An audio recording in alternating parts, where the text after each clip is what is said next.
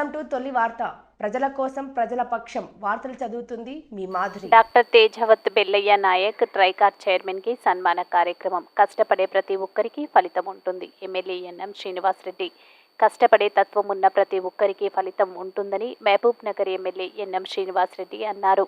ఈరోజు మహబూబ్ నగర్ పట్టణంలోని అంబేద్కర్ కళాభవన్లో రాష్ట్ర గిరిజన అభివృద్ధి సంస్థ చైర్మన్ డాక్టర్ తేజావత్ బెల్లయ్య నాయక్కి లంబాడి హక్కుల పోరాట సమితి ఆధ్వర్యంలో నిర్వహించిన సన్మాన మహోత్సవానికి ఆయన ముఖ్య అతిథిగా హాజరై మాట్లాడారు. 1976లో బంజారాలు సంఘటితంగా ఉద్యమం చేస్తే నాడు రిజర్వేషన్ సాధన సాకారం జరిగింది అని, ఈ లంబాడి జాతి వెనుకబాటుతనాన్ని రూపుమాపేందుకు మళ్లీ బెల్లయ్య నాయక్ నాయకత్వంలో మా తాండా మా రాజ్యం అనే నినాదంతో మారుమోగిందని ఆయన స్పష్టం చేశారు.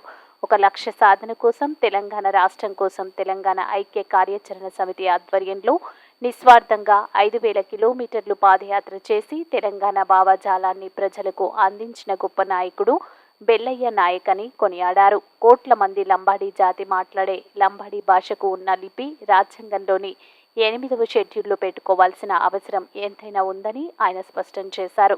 మాతృభాషలో చదువుకుంటే ఎన్నో లాభాలు ఉన్నాయని, 8వ షెడ్యూల్లో లిపిని చేర్చితే పిల్లలు చదువుకునే పాఠ్య పుస్తకాలు కూడా లంబాడి భాషలోనే ఉంటాయని, అంతేకాదు మన సంస్కృతి మన సాంప్రదాయం ప్రపంచానికి పరిచయం చేయడానికి కూడా ఈ లిపి ఉపయోగపడుతుందని ఆయన చెప్పారు. బెల్లయ్య నాయక్ చట్టసభల్లో ఉంటే ఎస్సీ, ఎస్టీ, బీసీల గొంతు వినిపించేవారని, భవిష్యత్తులో ఆయన ఇంకా ఉన్నత పదవులను అలంకరించాలని ఆయన ఆకాంక్షించారు. లంబాడీ సమస్యల పరిష్కారానికి నా వంతు కృషి చేస్తానని ఆయన హామీ ఇచ్చారు. అనంతరం ట్రైకార్ చైర్మన్ డాక్టర్ తేజావత్ బెల్లయ్య నాయక్ దంపతులను ఘనంగా సన్మానించారు.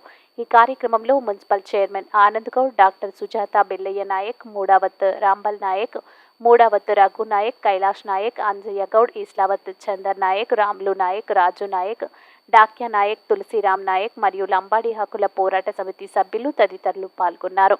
మీ తొలి వార్త న్యూస్ని సబ్స్క్రైబ్ చేసి, లైక్ చేసి, షేర్ చేయండి.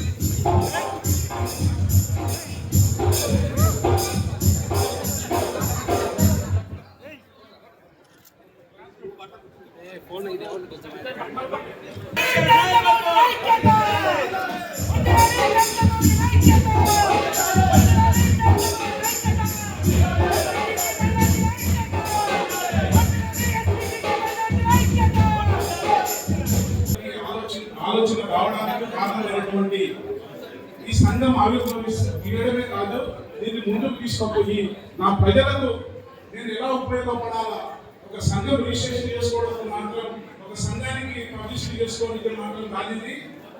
జీవితకాలం నా ప్రజలకు, నా కులానికి, నా బండారాలకు